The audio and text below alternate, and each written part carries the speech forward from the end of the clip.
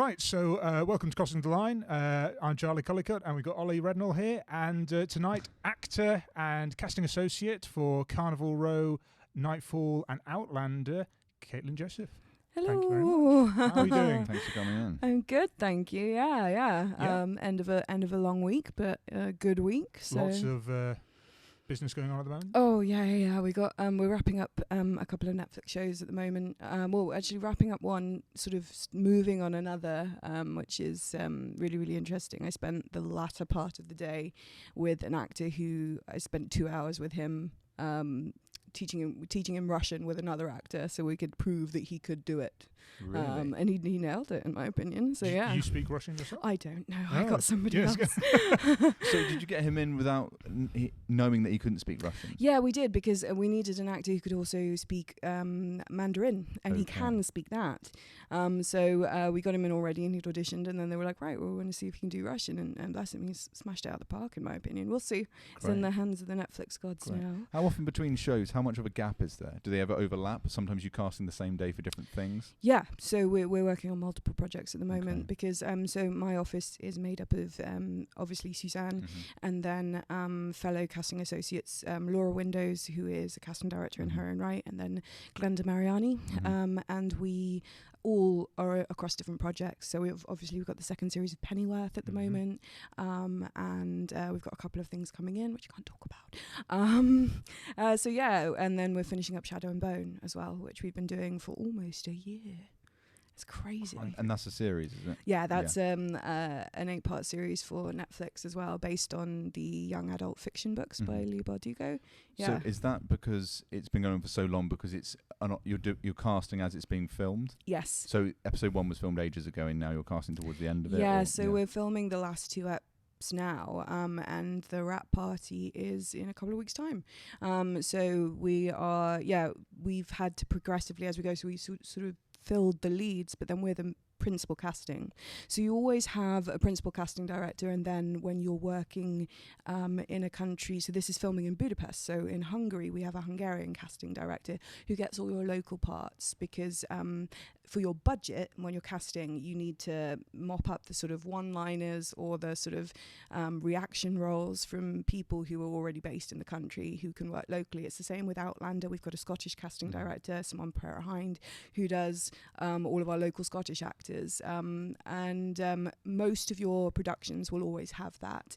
For that reason, sometimes you'll have something that's been cast in America, but then it'll be filming in the UK, so you'll end up with all British actors playing those roles, because locally it just makes sense rather than flying people back and forth, because that's expensive. Yeah, because even American projects, a lot of it's filmed in Budapest and Europe, aren't they? And so your top ones are sort of Budapest, Prague, Bulgaria, all of these places. And actually more and more stuff is coming to the UK now. I know they're building more studios and more bases for stuff. I know the second series of Witcher is The Witcher is filming in the UK this time. So yeah, there's but Budapest, when I was an actress, I filmed a lot of stuff in Budapest. And then if you need a desert, Morocco. You get a lot in Morocco. Yeah, that's right. Because Blade Runner was out in Budapest, because I was out there doing something, and then all the makeup team were like, we've just finished on Blade Runner and things like that. They all knew all the crew off there.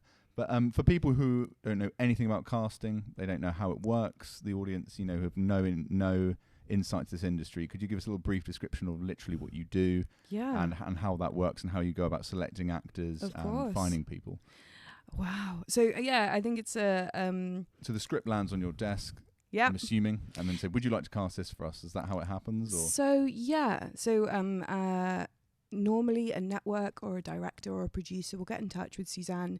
Either they will have worked with her before, or they will like her body of work, and say, hey, I've got this script, will you look at it? We are looking for these roles.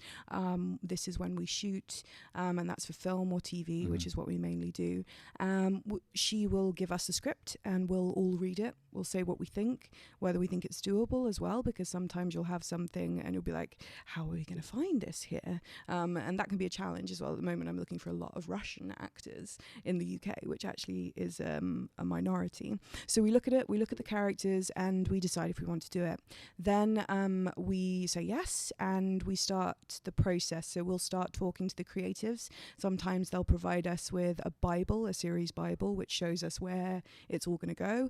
In an ideal world, we get all the scripts. All the lore. And Yeah, all that, all exactly. The So when we characters. did Carnival Row, that's what we got. And actually, Carnival Row was I think, 3-year process in the end, because it had come wow. around and we started casting it, and then it went away, and then it came back completely, and they came back to us. So we had concept art back through from 2015, 2016. So you get to see concept art. And Sometimes all we that do, yeah. Wow. So we get concept art, and we get the worlds. So we get all of that through.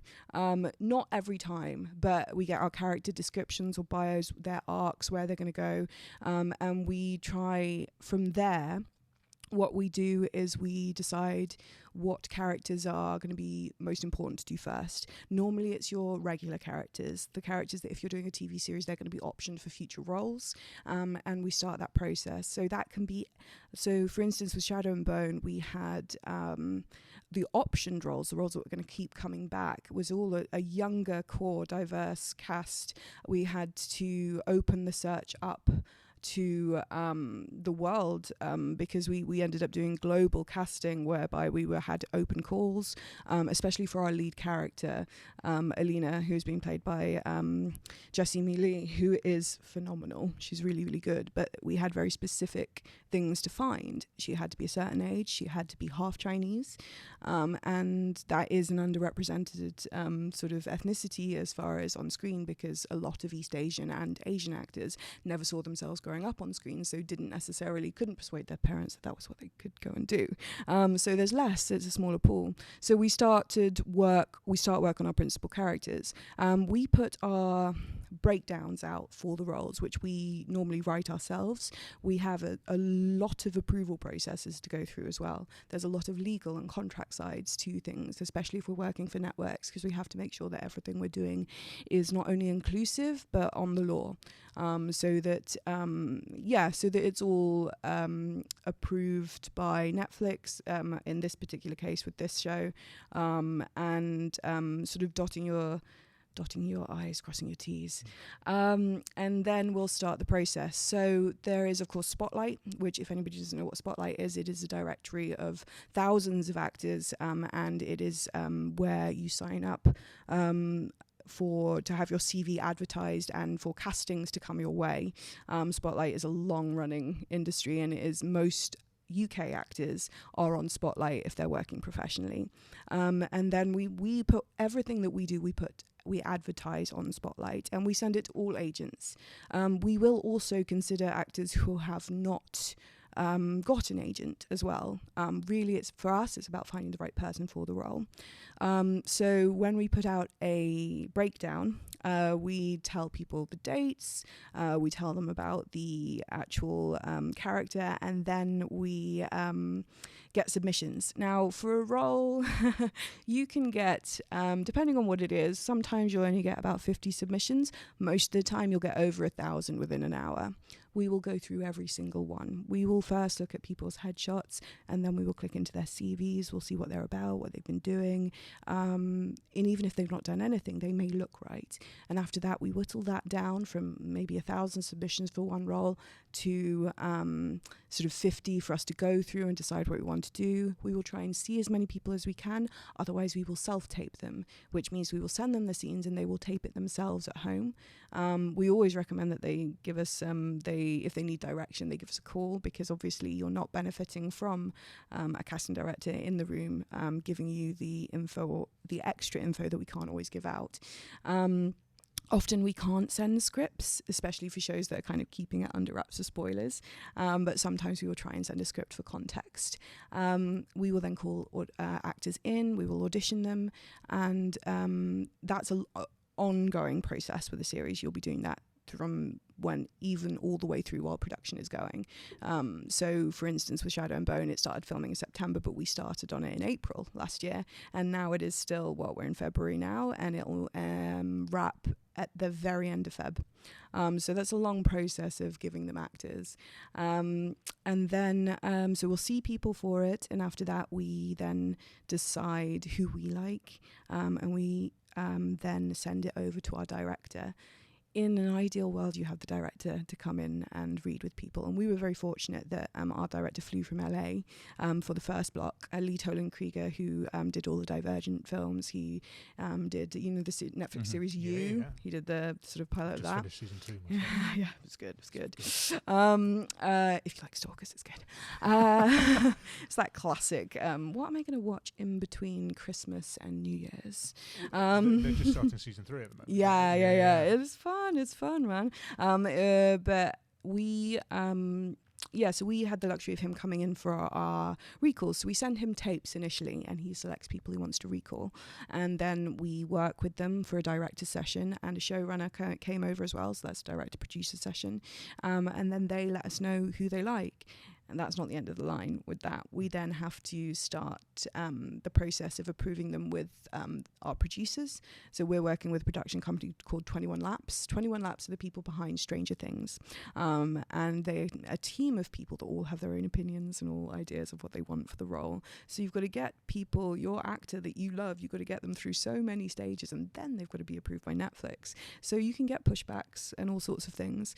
But once you've got everybody signed off on somebody that they love, we then can start a negotiation with the agent. We are the ones fighting to make sure that the artist gets what is fair. So we are the conduit and go-to between production and agents.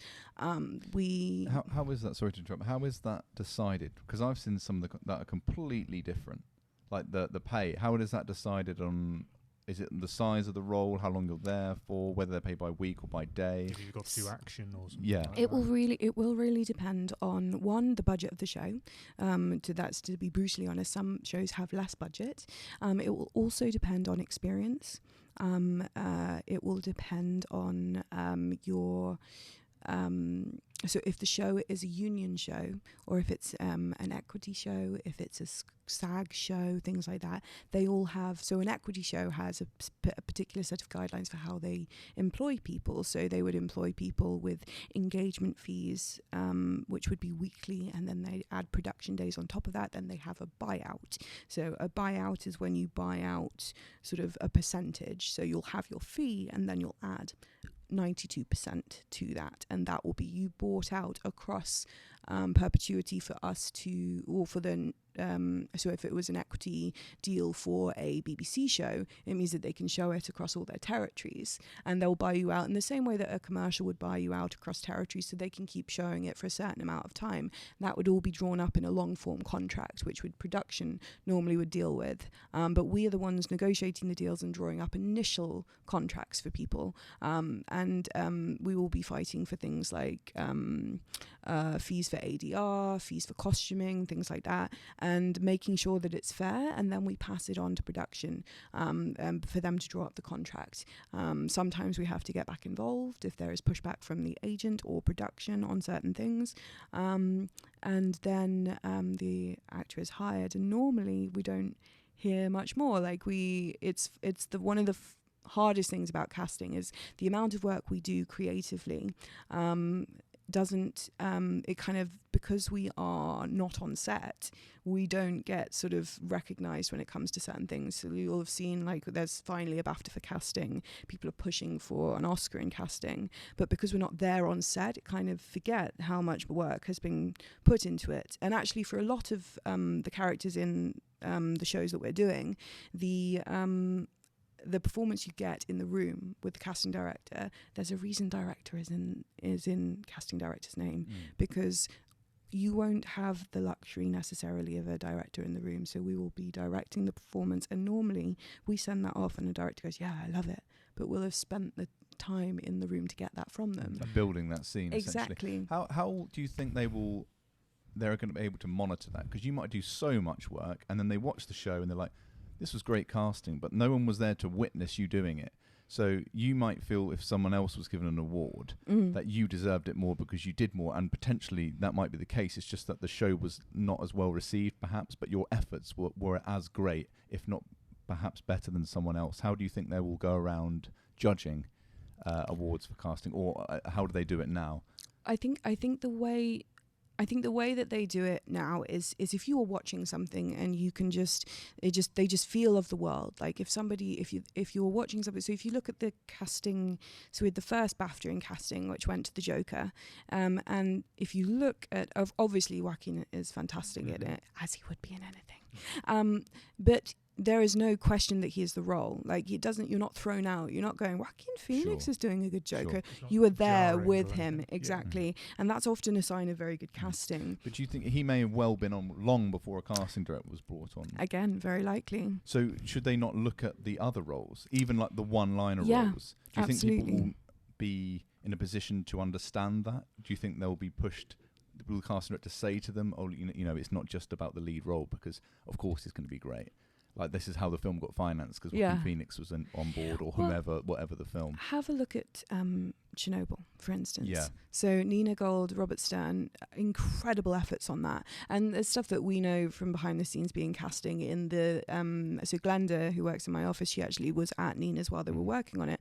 And they had to have a lot of creative discussions about how they pitched that, as far as finding real Russian actors doing accents, actors not doing accents. And if you look at that cast as an ensemble and the story that's told, it's as powerful as it is because of the actors they found, and they searched everywhere, and they really put that all together. And that in itself, you can see on the screen how much work went into gathering that amount of cast across the globe, and things like that, I think, speak for themselves, in my opinion. Yeah, of course. Yeah, definitely. Yeah. And like you said, you're looking for Russian actors at the moment who can speak all sorts of different languages. Yeah. And things like that. That's great. It's fun though, because when you get given a brief that feels challenging, and then you start to look at it, even if you're just researching, because sometimes as well you don't get offered a script. You are sometimes invited to meet a director, and they'll be meeting lots of casting directors, and you have to kind of audition for casting. Exactly. You have to show what you would do. You have to go in, and so they may send you something, and you have to go in with some ideas of how you would do it and different things, how you would approach this challenge, how would you approach that. And actually, when Suzanne goes to those meetings, she has to audition. She has to say, this is how I work, this is my team, this is how we would approach this is what we've done before. Sorry to interrupt. Each casting director team has their own kind of flavour, is what you're saying? I would say it's I think everybody has their own kind of flavour and taste, but everyone is made up of a lot of assistants and associates who've worked across other offices as well. So you've got for instance, in our office, we've all worked in different places, but we're all very different as far as opinions, and that can mean that that there's a lot of strengths coming from different people. We've got so Glenda speaks multiple languages, and she's from Argentina, and she's half Argentinian, half Italian, and she has this wealth of knowledge about Latin actors, about European actors. Laura used to work for Lucinda Sison, and some other very prestigious. She worked for Susie Figgis and things like this. People are coming from film backgrounds and all sorts. I mean, I started out in acting, so I started out in acting, and then I went into commercial casting. We were all coming from, so I have an on-set experience. That wasn't long ago either, was it? No, it wasn't that long ago. How long have you been casting now? It will be 3 years in May. Oh wow! So really not a long time. No. What caused that kind of change? It wasn't.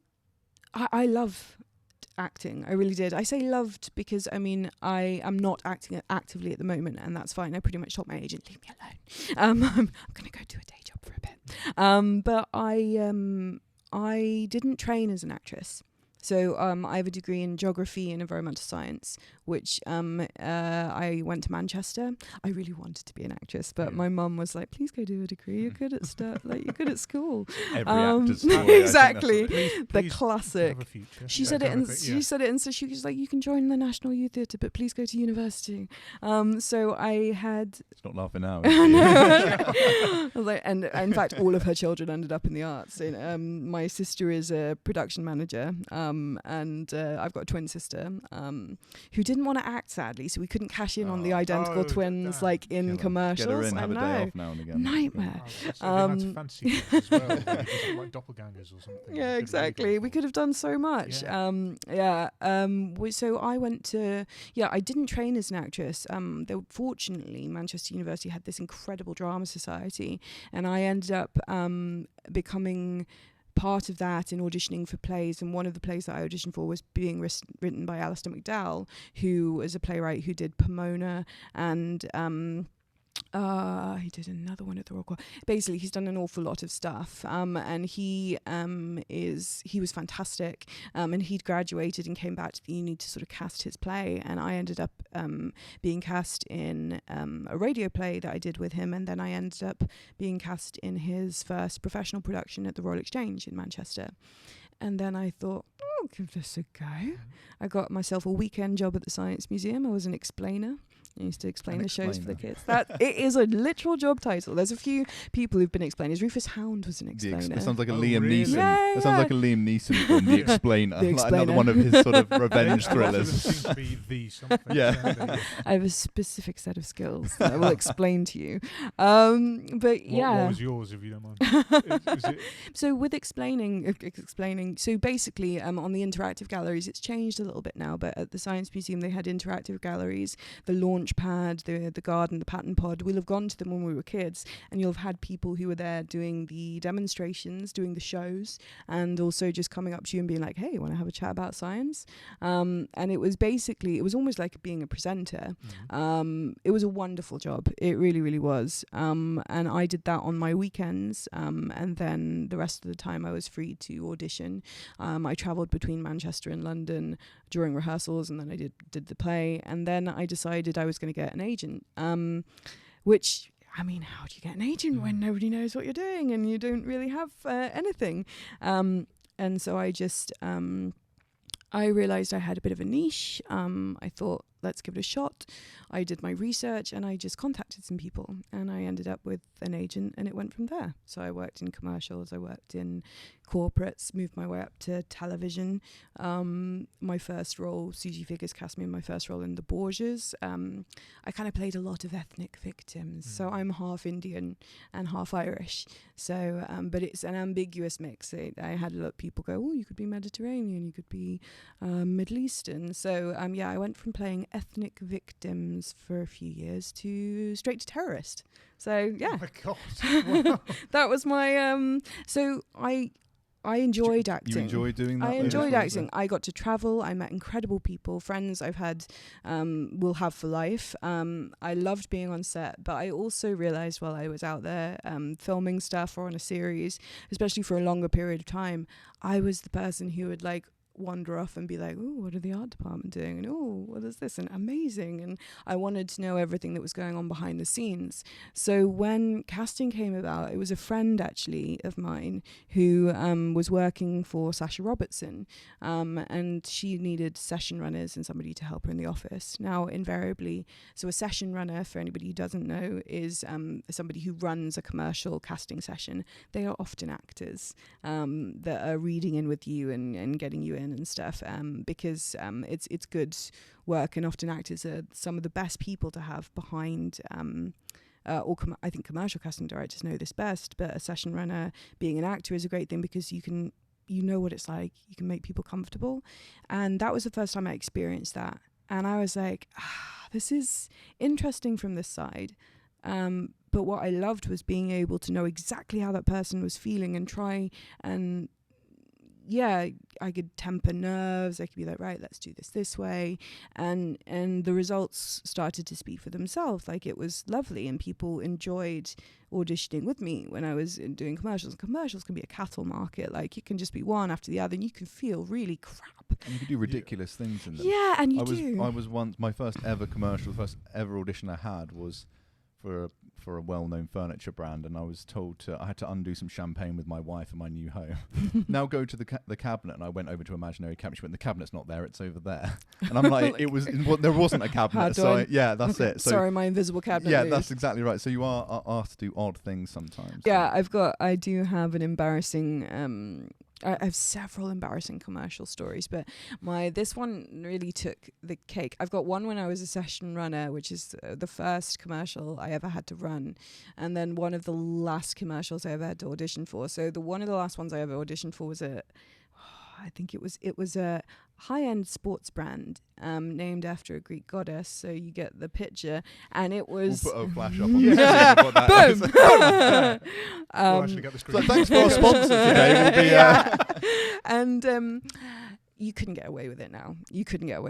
I had to go in, and it was Coptic Studios, and I went down there, and there was this kind of messily made kind of like makeshift bed in the middle of the room, male cameraman, male session runner, who to his credit was the most apologetic man in the world, because he had to ask people to do the following. So I was already told that I'd had to dress a little bit like shorter skirt. It had to be some sort of like almost a schoolgirl kind of vibe, and I had to go in and I had to open up a box with trainers in, and then we had to, well, you know that very iconic scene from When Harry Met Sally?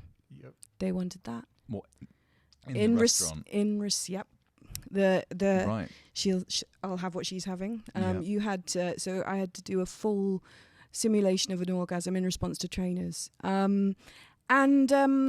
Yeah, so you kind of go, and I was already nervous. I was like, why am I doing this? I was young. I think I was like 22, 23. And I was just like, okay. And I went in and I gave it my all. And afterwards, this poor guy running it just turned to me and he goes, thank you for committing. And I was like, yeah, okay. Oh. And like just ran out of there. How long ago was this? Yeah, so 7 years ago, I would say. Did you ever see the ad? No. I don't know if it got made, to be honest. I don't know if it got made. I don't know if it was an internal thing, because sometimes things like that you don't ever see the light of day. Yeah. So yeah, that was awful. But then some of the briefs you get, I had to do an alcohol ad where I was session running. This is the first session I get to run, and it always is a mix of models and actors coming in for commercials, which as an actress you always feel a bit like, oh crap, because I remember arriving once for like an airline one, and there were literally the most beautiful women in the world, and I'm 5'1", and these women were like 5'10" at least, and one of them had like a bag where a little chihuahua popped out, and like they were just more glamorous than I was. Stereotype. Yeah, so must have a chihuahua in a handbag. Must have a chihuahua in a handbag, nails done, and all with their like books on their laps, like their model look books, and I was like, I should not be here. I can't even be employed at an airline because I'm too short to reach the overhead lockers. I didn't get the role, but I remember the first the first one I ever had to run for anybody was an alcohol commercial where people had to come in and it was optional whether they took their tops off. Yeah, you see. Like yeah, exactly. Yeah. So if you're all the models naturally walked in and pretty much had they'd already taken off. It's like, oh yeah, where do you want it? Here's my ads. Boom. Whereas and then I had to play some music and I had to give them like a cue from the back. And I'd be like, right, okay, so you're vampires, and it's a party at the end of the world, and it's like, okay, and they're all like, and okay, but you're sexy, but you're cool, but it's also like the beginning of the world, but the end of the world, and now the sun has come up, and they all had to freeze and look at me, and I had to audition them in groups, and I had a whole day of that, and I just felt so bad. I had a couple of people turn up who were friends, who were people one of them I'd gone to uni with, and I was just like, I'm so sorry. Who comes up with this stuff? Like in the boardroom, it's like, right, here's the concept. Party, end of the world, vampires. Let's do it. Exactly. Guys, we've got it. Go home. Yeah. That's it. Done. Yeah. Commercials was always... when I made the move to TV and film with Suzanne, that was brilliant because she used to audition me a lot. You didn't decide to like revenge it and just start doing it on other people instead and go, yes, I have the power now, or something. So did you just ring Suzanne up, or was there a place come available and you said, I'd really like to do it? Yeah, so Casting Directors Guild, which is the guild for casting directors, they advertise vacancies for casting assistants, and they had advertised one, and my friend encouraged me to go for it, even though I'd only really been in casting sort of part-time for like a month or 2 months, and so I emailed them, and I've always worked between acting, so I at the time was a duty manager at a theatre, like your standard customer service front of house jobs that we've all done. So I had a CV that proved that I could do office admin, I could talk to people, and then I had the other side that I was an actress. She called me in for an interview, her and Laura, and they called me the next day. It was really informal, and they asked me what I thought the job entailed. I told them, and then they called me in for the next day, and they said, yeah, well, come on in, we'd love for you to start, and that was it. And they trained me, and it was, I'm so grateful to them, because like the things that I've learned from the two of them in particular are invaluable. But then what was lovely is that they saw the transferable skills from being an actress, from having been on set. Immediately I was thrown into the room because they were like, we need an American accent reader, so off you go. So it was kind of nice to be valued, and still is valued, for the individual things that I can bring to the team, in the same way that everybody is, because we're all different. And any team, to go back to what we were talking about before, any team will have that. And you've actually quite a few casting associates and assistants were actors once. I'm pretty sure Kate Bone was an actress before. I know Theo was back in the day, very briefly, Theo Park. So yeah, you can tell sometimes, because they know what it's like. And we just want people to be comfortable. I mean, we're so on your side when you come in. Well, I was going to say, are there any like myths that as an actor you were expecting, and then you went into casting, you're like, oh no, this is completely different? Or just is there something like really common that you hear and you think that's just not what we do, or we do this, or is anything you want to dispel? The idea that I don't know, there's I think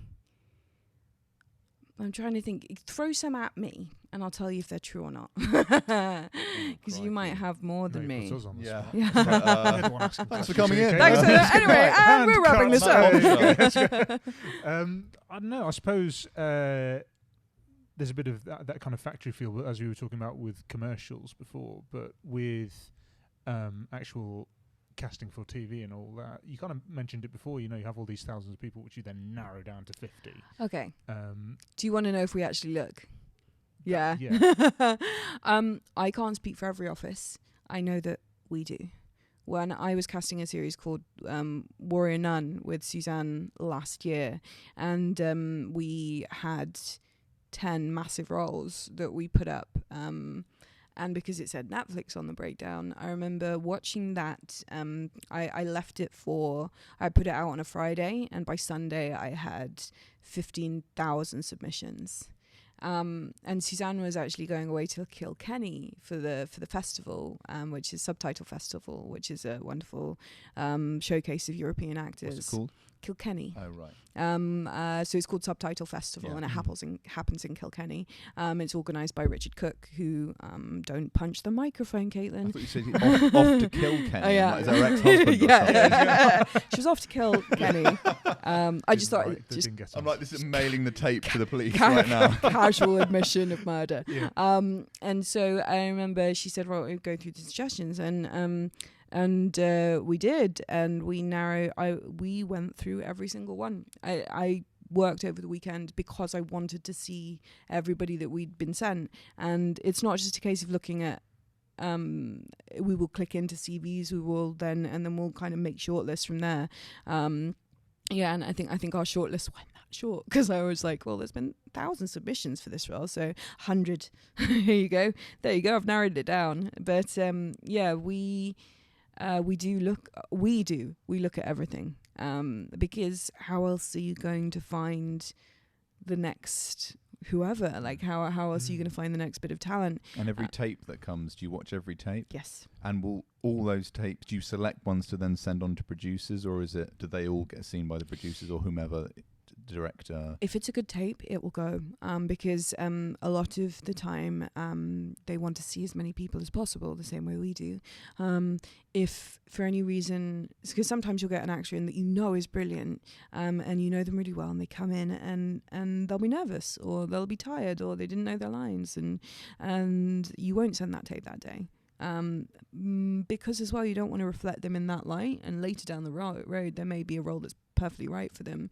So yeah, we're careful what we send as well, because we are also trying to keep within a creative vision, and it reflects on you, because you're going to be used again perhaps by the same team or company or whatever. People employ Suzanne and us for her taste and her professionalism, but also her choosing people that are going to be in the essence of what you want. We're not just throwing any old person at you. We have painstakingly gone through to find people that we think are going to be right. And if they're wrong, you tell us, and we'll go out and look again. Because that's what we do. That's what a production company is employing us for. Why is it that why don't they cast the entire series before it shoots? Actually shoot the thing. I always wonder this, and also the scripts often come through, for people who don't know, come through. I think Suzanne's office is a bit different, if I would say, but sometimes they come through like the night before, obviously, generally, which is fine. Like, I think most actors are used to it, but they were written a long time ago, I'm imagining. But you probably don't get them. I don't know. Do you get them later? So it really depends. So if it's a long running series, sometimes they'll have picked it up and they'll only have written the first 2 episodes, but they'll have a writer's room who's already going, and that's very much with American shows as well. If you're working on a British series, they'll normally have more of the scripts, if not the whole series, especially a mini-series or something like that, from the beginning. They'll know exactly where the plot is going. But sometimes with American productions, you won't have that. When you say American, would you say all Netflix is considered American? I was going to say, because there's a lot of British things that do, like Amazon and BBC are often collaborators, aren't they? So would you say American, as in it's filmed in America? Is Netflix American? Would you say that would cast the whole blanket over shows? So Netflix, I would say Netflix as a network is more American as far as executives and bases. They have bases everywhere though, and they're producing original content all over the world. But for instance, Sex Education was the reason it felt so American, even though it's all British and set in Britain, was because it was the American side of Netflix that were giving you that flavour and wanting it to feel that way. But I can't speak for their project, but I know that with our Netflix projects, we normally get all of the scripts, but they're constantly rewritten. So because they're going through approval processes, so you'll get a draft. So you might have the first 3 episodes, but the 4th one and the 5th one are drafts or outlines, and then you'll get the first revision and the second revision and the pink revision and the blue revision. If you've ever new characters get dropped in, old ones get taken out. Because I've been in for things, and the next week it's that character was gone, so we've got you in for this instead. Or whatever. Characters get cut, characters get added, like scenes get expanded.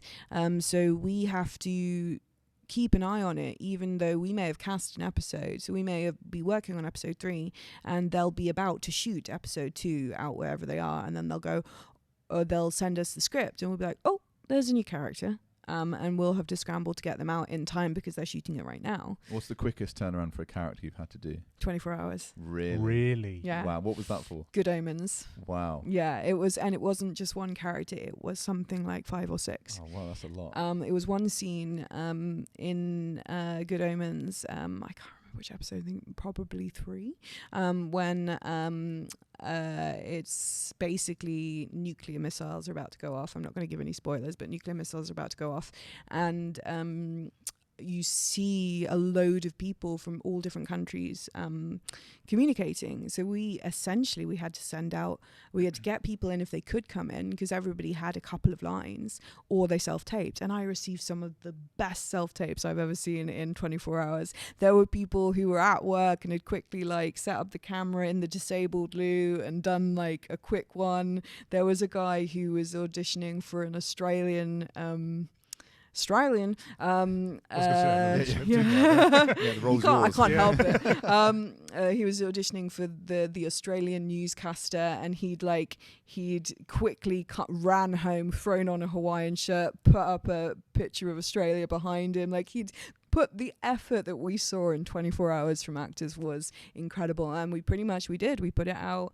and we said to them, right, you've got 4 hours. Like, it wasn't even 24 hours, but then in the process, For you it was, but exactly, obviously everyone's got a bite size. so we had to get them in, we had to get it sent over. Neil Gaiman, Douglas McKinnon, they had to watch it, they had to like it, Amazon had to like it, and then we had to do a deal with the agent, and everybody had to agree, sign off, fly them out.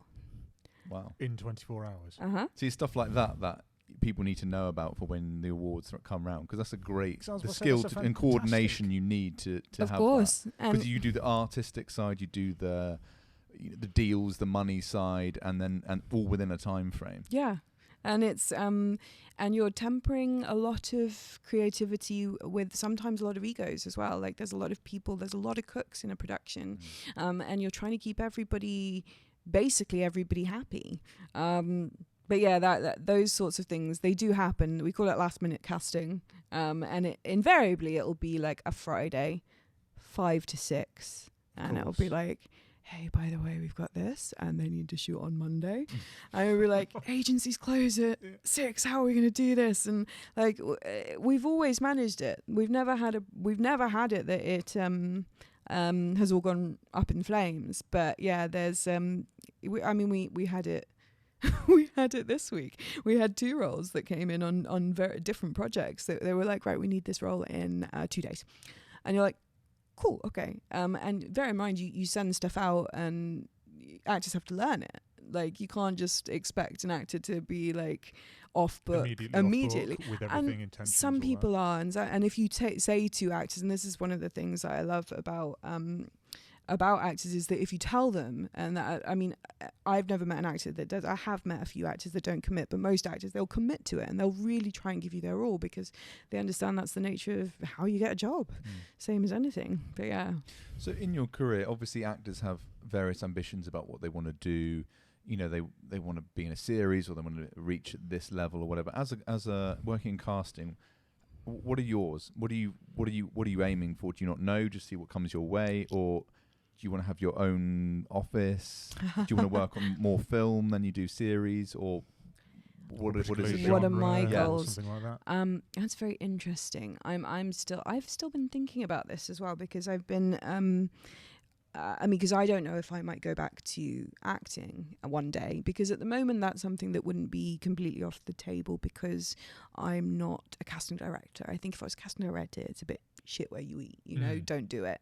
As it stands, I'm supporting and nurturing actors. I'm enjoying the side that I am, and so there is that possibility. That's something I flirt with in my head, and we'll see. But at the moment, if I was to stay in casting, I would be interested in eventually doing stuff on my own, or with some of the people that I've worked with.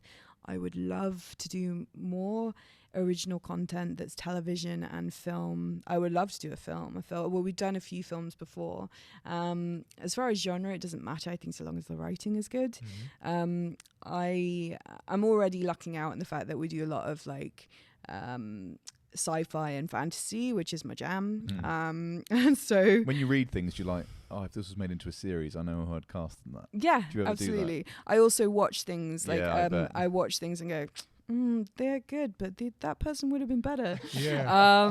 But I think that really for me, what would be more interesting, and would be the reason that I stay in casting, is to level the playing field as far as who we're seeing, making sure that we're seeing new people and representation across the board. So like, I don't like when a network turns around and says, oh, she's not our kind of pretty, or she's big, or he needs to be this color, he needs to be that. I want to see stories and promote stories that are character driven, so that you can turn around like we did with Good Omens and say, can this role be a woman? Can this role be a man? Can I cast a trans actor? Can I cast somebody who doesn't necessarily fit into your mold of a beauty standard that we've been peddling for ages?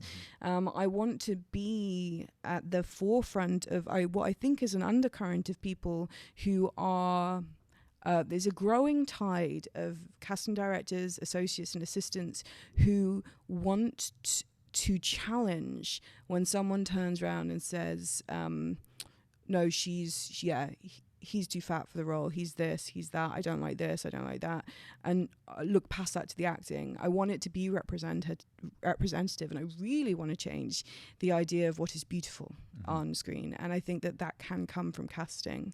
Do you feel you've making those accomplishments so far? We've had some real lovely things that have been coming our way as far as what we're allowed to play and do. I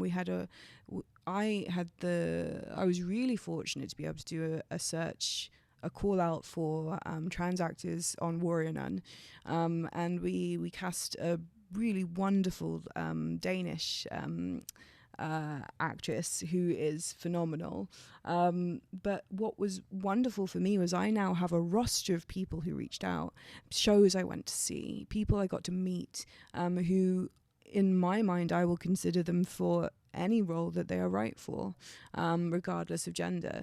And I know that it sounds but I feel that personally, because for me, I would often, when I was acting, go in for roles that were British, Asian or Indian, specifically. That was the thing about them. That was what they were, rather than a character, rather than playing a character. And there are some incredible characters that it does not matter, that I hope are going to continue to be written, because it's not just a question of diversity, it's about representation, and that's what's going to breed new actors to turn around and go, oh, there's somebody like me on screen. I didn't know that was a thing.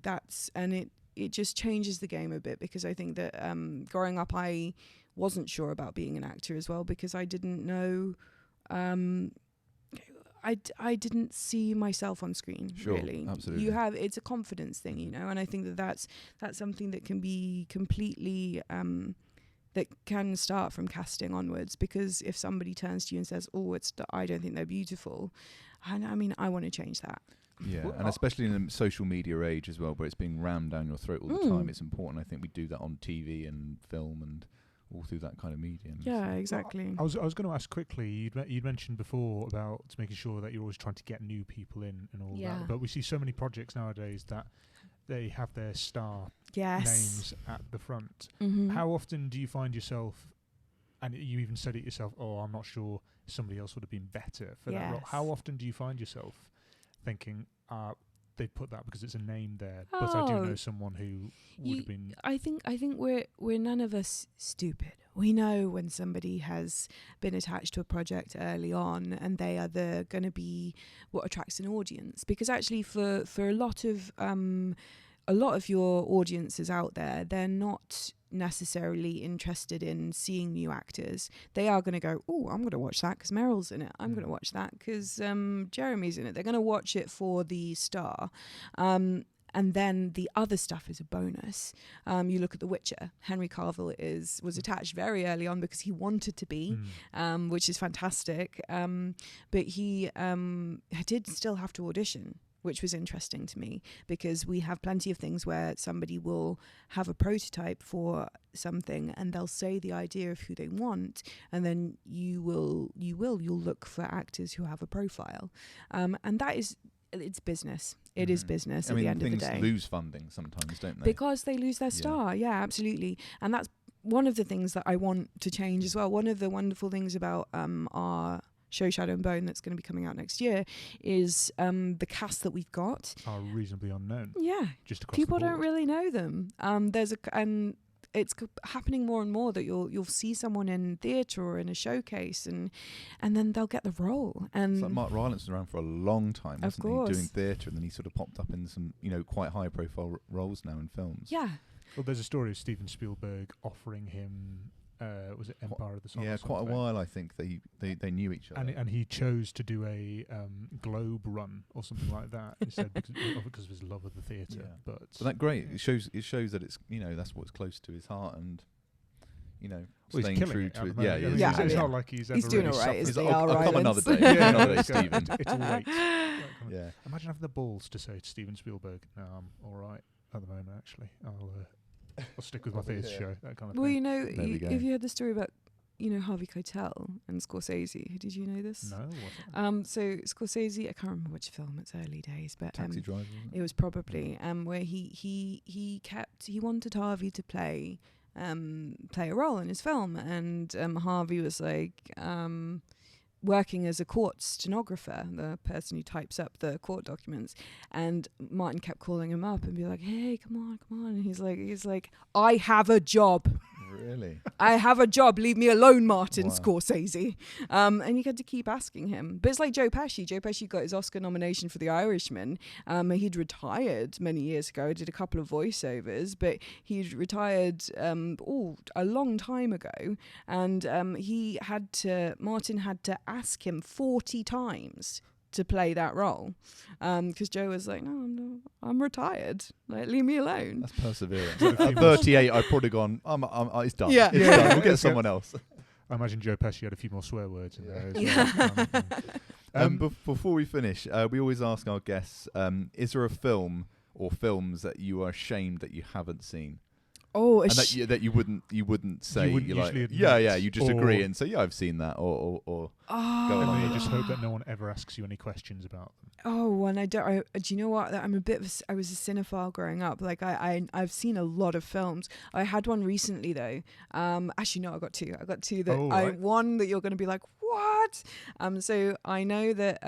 So my partner turned to me the other night and had like this whole thing about Gene Hackman in The French Connection, which I haven't seen. Mhm. I totally styled out. He's going to listen to this now. I totally styled out how much he's like, and the ending, and I was like, I know.